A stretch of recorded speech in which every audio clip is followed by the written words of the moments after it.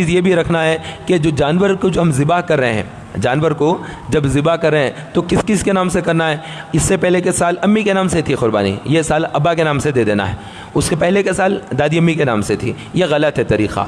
تو ایسا کیا ہوتا ہے کہ آج جو ہے جمعہ میں پڑھ لیتا ہوں، اس سے لاسٹ ٹائم جمعہ ہمارے ابا پڑھ لیے تھے، اب نیکسٹ جمعہ ہمارے دادا جا کے پڑھیں گے۔ ارے بابا جمعہ سب جنے جا کے پڑھنا ہے، آپ بھی پڑھیے، ابا بھی پڑھیے، دادا بھی پڑھیے۔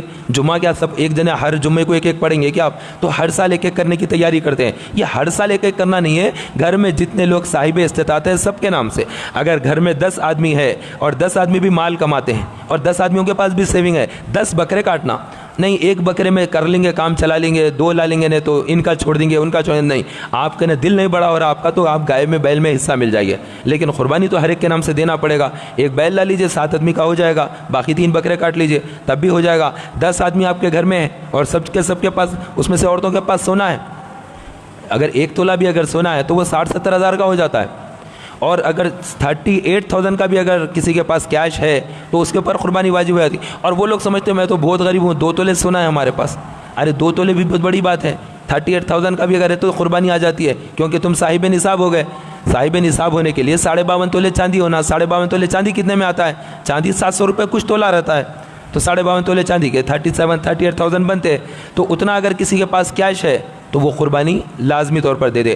ہاں البتہ اتنا کیش ہے، اس سے زیادہ قرضہ ہے، دونوں کو ادھر دینا ہے، ایسی چیزیں ہیں، یا کسی کے پاس سونا ہے لیکن وہ بینک میں ہے، کسی کے پاس رہن رکھائے ہوئے ہے، مطلب ایسا ہو گیا ہے، انہوں قربانی نہ دے، ان کی قربانی ان پر واجب نہیں ہوتی ہے۔ مسافر ہے تو وہ قربانی اس کے اوپر واجب نہیں ہے، ایسے ہی قیدی ہے تو اس کے اوپر قربانی واجب نہیں ہے۔ مقیم ہونا چاہیے، مسلمان ہونا چاہیے، اور صاحب استطاعت ہونا چاہیے، اور بالغ ہونا چاہیے۔ 8-10 سال کا بچہ ہے، اس کو قربانی اس پر واجب نہیں ہے۔ اور دادا کا پینشن آ رہی ہے تو دادا بھی اپنے پینشن میں سے دے دے، دادی کا بھی اور اپنا بھی، دونوں کا ملا کر 2 جانور وہ بھی ذبح کر دے۔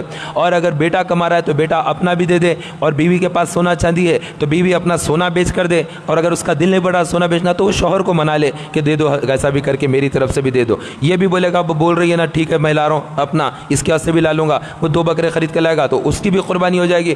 اس طرح سے جتنے لوگ ہیں بالغ ہیں جن کے پاس کیش ہے، سب کے نام سے گھروں میں قربانی ہونا چاہیے۔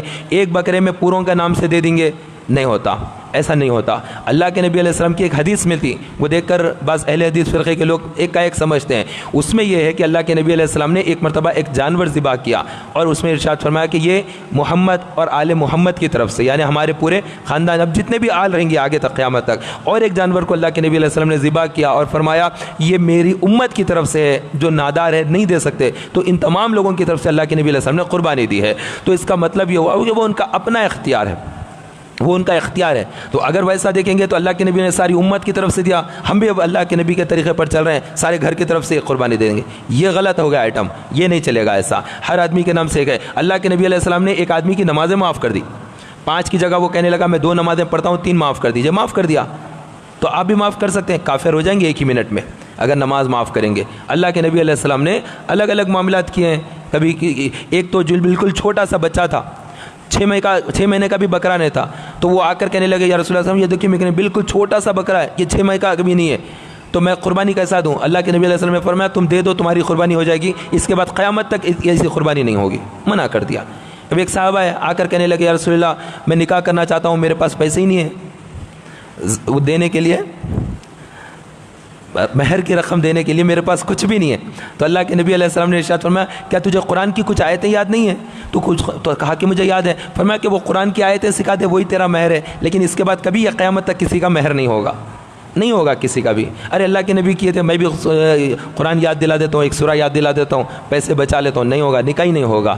تو نکاح کرتے وقت میں جو نیت ہے صاف ستھری ہونا چاہیے۔ نکاح کرتے وقت آدمی کی نیت ہے نکاح کر لوں گا اور مہر ادا نہیں کروں گا، وہ نکاح ہی نہیں ہوا، وہ زنا ہے، وہ زنا ہے۔